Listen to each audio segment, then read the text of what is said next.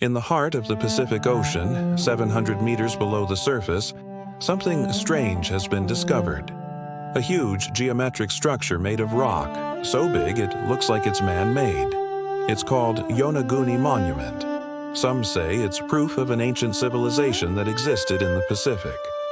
Others say it's natural, but new research reveals that this may be the most important archaeological find of our generation.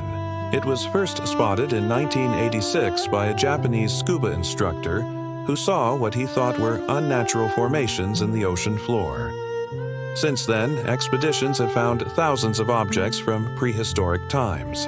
The only problem is, we don't know if these objects are man-made or natural. After all, the area was underwater for 10,000 years after the Ice Age ended, so there wasn't much left for archaeologists to study. But one thing's for certain, the site is more than 10,000 years old.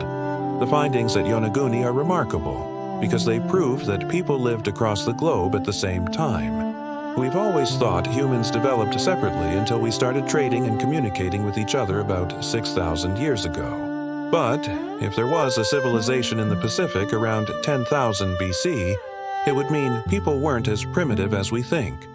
Maybe they were more advanced than we give them credit for.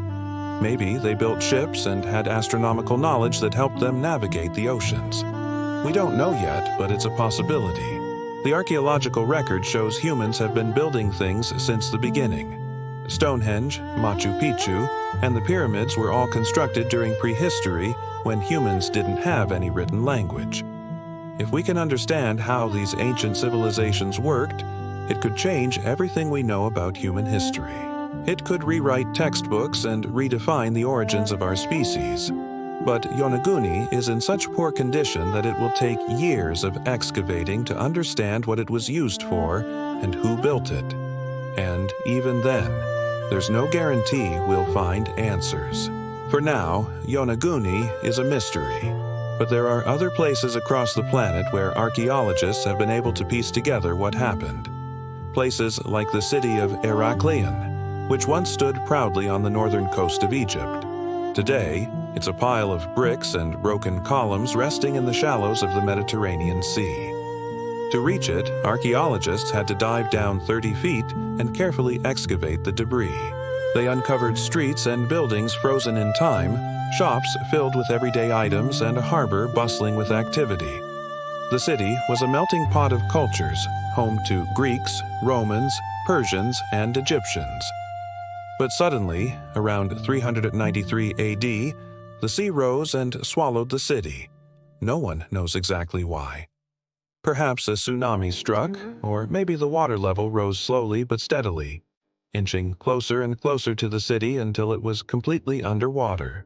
Either way, the city disappeared beneath 120 feet of water. It was gone forever. Or so we thought. In the 1930s, divers rediscovered the city and brought back artifacts to the surface. Over the next few decades, more excavations revealed the true scale of Heraklion. Archaeologists realized the city was once a major commercial hub, a gateway between Europe, Asia, and Africa.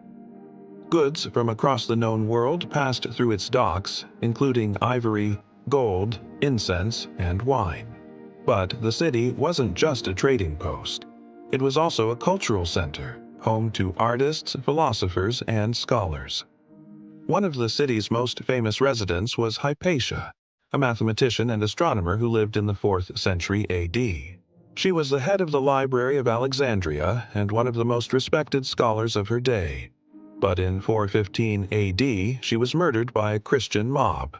Her death is seen as the end of classical antiquity and the beginning of the Middle Ages. But what happened to the city? Well, it continued to thrive for another 200 years.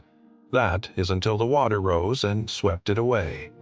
Today, only a few pillars and a broken statue remain above the water. The rest of the city is a silent tomb beneath the waves. Then there's Pavlo Petri, an ancient Greek city located 5 miles off the coast of Greece. It was first discovered in 1967 by a team of archaeologists led by the late Professor Robert Ballard. The team used a specially designed submarine to explore the seabed and they found the ruins of a Bronze Age city. It was paved with cobblestone streets, had houses and shops, and even a cemetery. At its peak, it was home to about 5,000 people. But then around 2800 BC, the sea rose and swallowed it whole. Again, we don't know exactly why. Perhaps there was a sudden surge or the water crept higher and higher until the city was completely underwater. Whatever happened, the city was gone within a matter of days. Today, it's one of the oldest known submerged cities in the world.